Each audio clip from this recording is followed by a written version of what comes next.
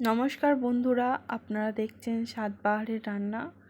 আমি আজকের বানাতে চলেছি টোপকা লোটে বা লোটে মাছের টোপকা ঝাল। এই রেসিপিটির প্রধান উপকরণ হলো লইটে মাছ। আর লইটে মাছ চেনার সবথেকে সহজ পদ্ধতি হলো মাছটি একটি বড় বড় সাইজের হবে এবং একটু দেখতে সাদা সাদা হবে। যে মাছগুলি একটু কালচেটে হয়ে থাকে সেগুলির আলাদা একটা স্মেল মতো থাকে। সবথেকে ভালো মাছ হচ্ছে একটু সাদা গোশের স্বচ্ছ মাছ। গ্যাসের মধ্যে কড়াই বসিয়ে কড়াই গরম হলে কড়াইয়ের উপরে বেশ খানিকটা সাদা তেল দিয়ে দিলাম এবং তেলগুলি গরম হতে হতে খুন্তি দিয়ে নাড়িয়ে কড়াইয়ের গায়ের মধ্যে দিয়ে দিলাম, যাতে করে কোনো মাছ কড়াইয়ের মধ্যে বা কোনো মশলা কড়াইয়ের মধ্যে লেগে না ধরে। তেল গরম হলে কুচিয়ে রাখা লঙ্কা দিয়ে তার উপর থেকে কুচনো বেশ খানিকটা পেঁয়াজ আমি দিয়ে দেব। এখানে পেঁয়াজটা একটু বেশি লাগবে। দিয়ে এবার নাড়িয়ে চাড়িয়ে মিনিট খানেক মতো ভালো করে ভেজে নিতে হবে। বেশ কিছুক্ষণ পরে 1 থেকে 1.5 চামচ পরিমাণে আমি এখানে লবণ দিয়ে দিচ্ছি। আমি লবণটা একেবারেই দিয়ে দিচ্ছি পুরো রান্নার জন্য। আপনারা চাইলে লবণটা পরেও যোগ করতে পারেন। এবার নাড়িয়ে চাড়িয়ে ভালো করে লাল লাল করে পেঁয়াজগুলো আমি ভেজে নিয়েছি। এবারে 1 চামচ মতো রসুন বাটা দিয়ে একটু রসুন বাটাগুলি নাড়িয়ে চাড়িয়ে ভেজে নেব বা কষিয়ে নেব। এতে করে একটা সুন্দর স্মেল আসবে রসুনের গন্ধে। এবার দিয়ে দেব 1 চামচ আদা, সেটাও ভালো করে নাড়িয়ে কষিয়ে ভেজে নিতে হবে। টোপকা মানে হচ্ছে কাঁচা মাছকে রান্না করার পদ্ধতি। এবারে মশলার উপর থেকে দিয়ে দেব টমেটো কুচি।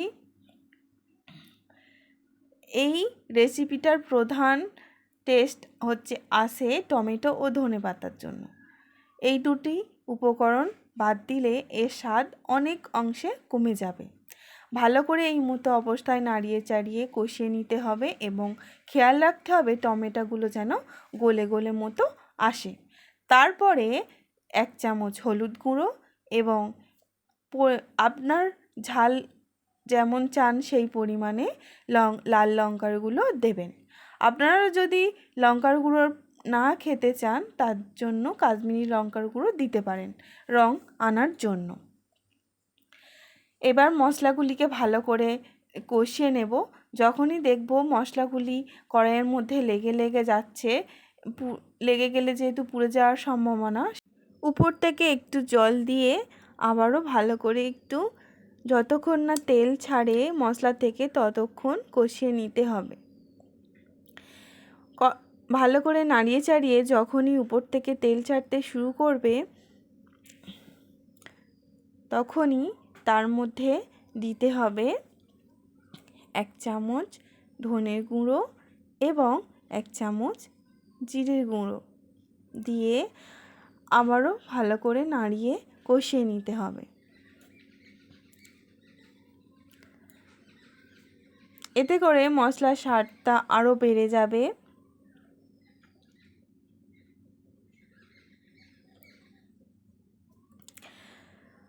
দুটো মশলাই আমি শুকনো কড়াই আগে রোস্ট করে তারপরে গুঁড়ো করে নিয়েছিলাম। আপনারা চাইলে কাঁচা জিরের গুঁড়ো বা কাঁচা ধনের গুঁড়োও ব্যবহার করতে পারেন। এবারে সেই ধুয়ে বেছে রাখা লইটে মাছগুলো আমি কড়াইয়ের মধ্যে দিয়ে হালকা হাতে একটু নাড়িয়ে দেবো। এই মাছ যেহেতু খুবই নরম এবং প্রচুর জল আছে এই মাছের মধ্যে, সেহেতু কড়াই দেওয়ার সাথে সাথে জল প্রায় বেরোতে শুরু করবে। আর বেশি নাড়াচাড়া করলে যেহেতু ঘেঁটে যাওয়ার সম্ভাবনা থাকে, তাই অল্প হাতে ভালো করে আলতো হাতে নাড়িয়ে এটিকে রেখে দিতে হবে মশলা মাখার মতো করে। এবারে উপর থেকে 2-3টে কাঁচা লঙ্কা দিয়ে দেব। এতে করে খুব সুন্দর একটা ফ্লেভার আসবে। আর নাড়াচাড়া না করে গ্যাসের ফ্লেমটা কমিয়ে উপর থেকে ঢাকনা দিয়ে দেব। প্রায় 5 মিনিট পরে ঢাকনা খুলে দেখলে দেখা যাবে মাছ থেকে প্রচুর জল বেরিয়েছে, বেরিয়ে একটু গ্রেভি মতো হয়ে গেছে, মানে ঝোল ঝোল মতো হয়ে গেছে। এবার আলতো হাতে কড়ার তলা থেকে একটু নাড়িয়ে দিতে হবে, যাতে কড়াইয়ের গায়ে না লেগে যায়। খুব বেশি নাড়ানোর এখানে প্রয়োজন নেই, তাহলে মাছগুলো ঘেঁটে যাবে। ভালো করে এবারে ফুটিয়ে নিতে হবে মিনিট 3 মতো। মিনিট 3 ফুটিয়ে ওঠার পরে প্রায় রেডি। আপনাদের যতটুকু ঝোল প্রয়োজন ততটুকু রাখবেন, বা যেভাবে যতটুকু প্রয়োজন সেই হিসেবে রাখবে। এটি একটি গ্রেভি মতো খেতেই বেশি সবথেকে ভালো লাগে। উপর থেকে ধনেপাতা ছড়িয়ে দিলেই রেডি পরিবেশন করার জন্য। এটি গরম ভাতে খুবই সুস্বাদু লাগে। আমার যেহেতু একটু ঝোল কম প্রয়োজন, তাই আমি একটু বেশিক্ষণ ধরে ফুটিয়ে নিচ্ছি। আর একটু খেয়াল রাখতে হবে যাতে কড়াইয়ের গায়ে তলার দিকে লেগে না যায়। যেহেতু ঝোল বানানোর জন্য কোনো রকম এক্সট্রা জল আমি ব্যবহার করিনি, সেহেতু দিতে হবে। দেখতেই পাচ্ছেন কত সুন্দর কালার এসেছে, আর গন্ধ তো সত্যি মম করছে। আমার খুব পছন্দের এই রেসিপিটা। অবশ্যই ভালো লাগলে লাইক, কমেন্ট, শেয়ার করতে ভুলবেন না। আপনাদের একটি করে লাইক, শেয়ার, কমেন্ট করলে যখনই গ্রেভিটা মতো হয়ে আসবে, উপর থেকে একটু গরম মশলার গুঁড়ো ছড়িয়ে দিলে হয়ে যাবে।